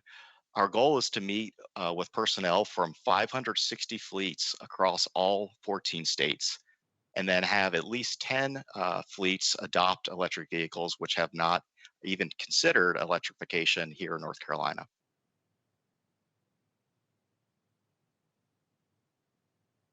So I know that was a quick overview, but it's a very exciting project that we're very happy to be a part of, especially because of North Carolina's leadership role in this space.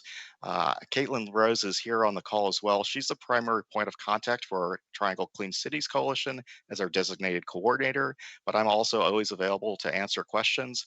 Caitlin, I'm sure I missed something. Do you want to jump in and mention anything that I might have missed, or anything else that you want to add?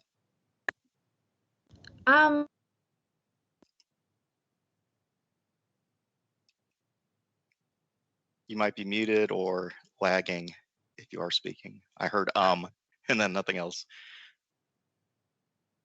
Anything to add? I think that was a great overview of the. Sorry, my connection got lost for just a second. Okay, you're back. No problem. I was just saying, I don't think I have anything specific to add, but like you said, if you guys have any specific questions for us about this program or anything else related to Clean Cities, feel free to reach out at any time. Thank you, Caitlin. Thank you, Caitlin and Sean. And are there questions or hands up pertaining to the presentation? If not, I'm going to turn this back over to Sean again in his next presentation on Transportation Demand Management Grant Request for Proposals. Thank you again, Mr. Chairman. We just wanted to quickly remind folks that we have opened up our Transportation Demand Management or TDM fiscal year 2022 call for proposals. This will be for incentivizing or promoting alternatives to driving alone to work. That very important for the Triangle region with the growing population, as we all know, is growing traffic congestion.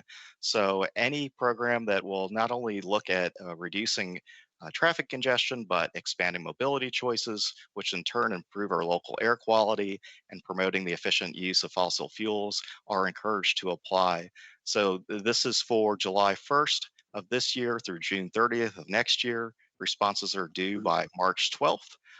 Eligible applicants you'll see listed there. And for more information, you can look on our website. It's actually listed on our homepage if you scroll down just a little bit on tjcog.org. We typically award about $1.2 to $1.3 million. We have a lot of long-standing grant recipients, but are always looking for new applicants. So just a reminder of this opportunity here. Hey, Don, this is Mark Yes. Wilk. I have a question, probably more of a statement than anything, for Sean. What would make GM think that they should convert to an all-electric drive manufacturer whenever they don't even manufacture the Volt anymore? That is a Wasn't great. profitable. That is a great question, and one that I would dare not speak on behalf of GM's business plan on. But it seems to me from the research that we've been doing in the electric drive space is that a lot of OEMs, a lot of auto manufacturers, if you will, are looking towards slowly moving towards predominantly offering electric drive vehicles and phasing out petroleum. Now, the motivations for that, I can't speak to, but that just seems to be the way that the industry is heading. But that is a good point about the Volt. I'm not quite sure why they phase that out. I don't know if Caitlin has insights on that. Perhaps it's just, wasn't turning a profit for them, as you noted. Like battery technology is a big part of this. Batteries were quite expensive 10 years ago. But as the lithium-ion battery market continues to improve, the price of vehicles are becoming not only easier to or cheaper to manufacture, but cheaper for consumers. Volt had a tendency of burning houses down also. Not a good model. No. Thank any you. other questions? Thank you all again, and we'll be learning more about these grant opportunities. Next on our agenda is our consent agenda, and the only two items on our consent agenda are the executive committee minutes for April and September. And is there anyone who would like for any of these items to be taken off our consent agenda? These are the only two items we'll actually be voting on tonight. Hearing none, is there a motion that we adopt our consent agenda? And you have to state your name and the local government that you represent. So moved, Mark Wilson. Kathleen Ferguson, Town of Hillsborough. Okay, I think Mark made the motion and Kathleen made the second. So at this point, we will have a roll call vote, which is part of the procedures for local government. So I will call on Renee to have the roll call vote. Thank you, Mr. Chairman. Mark Wilson? Yes. Thank you. Heidi Carter? Yes. Kathleen Ferguson?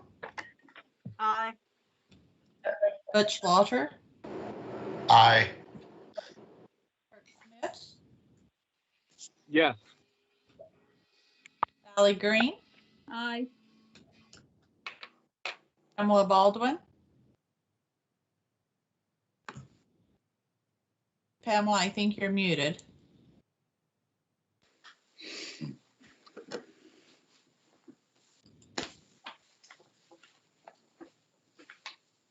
Okay. Donald Rains, Aye. Ronnie Curran, Aye. Rebecca Salmon, Aye. Susan Evans, Aye. is there anyone else that joined the meeting? Can you hear Oh, is that you, Pamela? Renee? This Yes. is Pamela Baldwin. Aye. Okay. I was. Thank got you. unmuted. Thank you. There we go. Okay. Anyone else? Okay. Thank you. With all the votes in the affirmative, the motion passes. In this next presentation by Lee Worsley, our Executive Director's report is a project that's been in the making for years. Thank you. Thank you, Mr. Chair. Yeah, I just wanted to update the Executive Committee on some exciting things and really show, just what a wonderful staff and how great their work is sort of impacting our member governments. And the one thing that I'm really proud to announce is that at your March meeting, you'll be asked to consider approving Moore County as the 45th member of Triangle J Council of Governments. And I don't know if Chairman Quist is still on the meeting or not, but if he is, I wondered if he wanted to take a moment or two to say hi and talk about joining Triangle J. I believe he left the meeting. Did he leave? Okay. Well, we'll have a chance to welcome Moore County in March. And just for executive committee members that aren't aware, when a local government requests membership, the board actually has to vote whether they are accepted into membership or not. I'm going to make an assumption that it will be a unanimous vote. But we're certainly really thrilled to have Moore County. That means we'll be at 100% membership for our counties, and only need to add five to six municipalities to get to 100% membership for Triangle J. And we've actually been able to grow the membership by 8 communities in the last 4 years. And again, credit goes to staff and you all as elected officials for giving us great direction and purpose for the work that we're doing. The other announcement I wanted to make that's exciting, and I don't think Delegate Robinson is on tonight, but you all may have gotten a news release today that Jennifer Robinson has been appointed as a senior vice president of the National Association of Regional Councils. Of course, she has served this board very well as a past chair and still is the delegate from Cary. But it is wonderful to see a member of our board in leadership of our National Regional Council. And we'll make sure that we recognize Ms. Robinson for that great honor at our March board meeting as well. Just a couple other quick updates. You heard some great updates from our transportation team and our housing team, but to highlight a few other things, we've been doing a lot of work recently on supporting our member governments around the required code amendments that each of you are going to have to do to be compliant with Chapter 160D of the general statutes dealing with planning legislation. At this point, we are supporting 8 of our member governments in rewriting those code requirements. And the other exciting thing is if you look across the state, there's actually 102 local governments that are being supported by their regional councils in the state of North Carolina with 160D code rewrites. That's a wonderful number and really shows the value of regional councils across the state and supporting their local governments. We've been having a lot of good conversation with Pittsboro and their new manager in ways that we can support him and the organization. So, Ms. Baldwin, you'll be pleased to hear we've had some good conversations with Chris and looking for ways that we can support him as he's doing some good work in Pittsboro. We're assisting Rollsville with the recruitment of their new planning director. And so excited about doing that. We actually got the go-ahead today to partner with Piedmont Triad Regional Council to do a pay and class study in the town of Wilson's Mills. So we're very pleased to have gotten that work and to support Wilson's Mills with that important work. And finally, I've been having several conversations with our partners at the League of Municipalities, the County Commissioners Association, School of Government, and the Local Government Commission around how we as regional councils can best support the Local Government Commission to support local governments that are having financial issues and have been identified as by the Local Government Commission as an at-risk community. And we actually sent a visioning paper to the LGC a couple days ago. So hopefully there'll be more to report on that, but we're really eager to work with the LGC in supporting local governments that need that kind of assistance.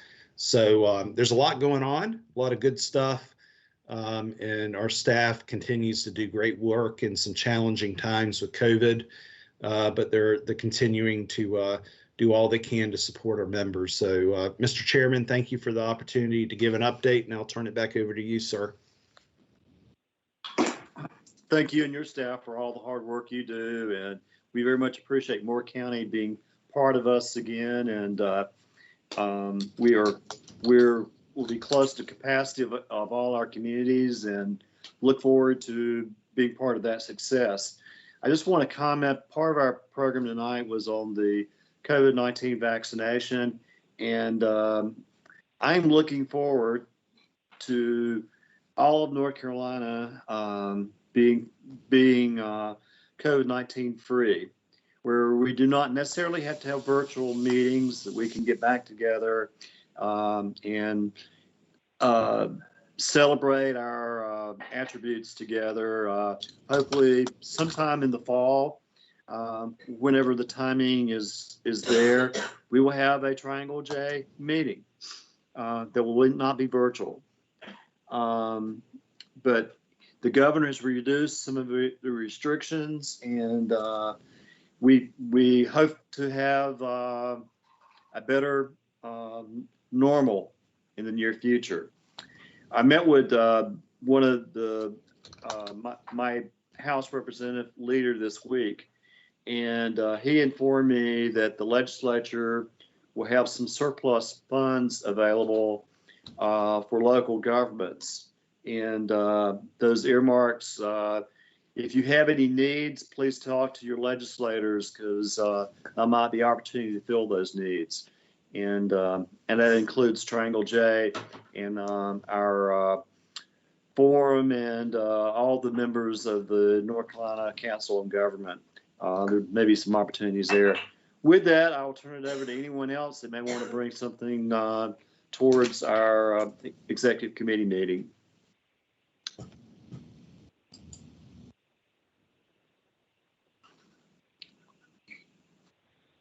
Hearing no other business, is there a motion to adjourn? This is Rebecca Salmon, so moved. This is Heidi Carter, second. Seconded by who? Heidi Carter. Thank you, Heidi. Yeah. And any other, if no one else has anything further, we look forward to seeing you next month at our regular meeting. Thank you. Thank you. All in Good favor, night. say aye. Aye. Aye. Aye. Aye. All opposed? Thank you very much. Good night, everyone. Good night. Thank you, everyone. Thank you.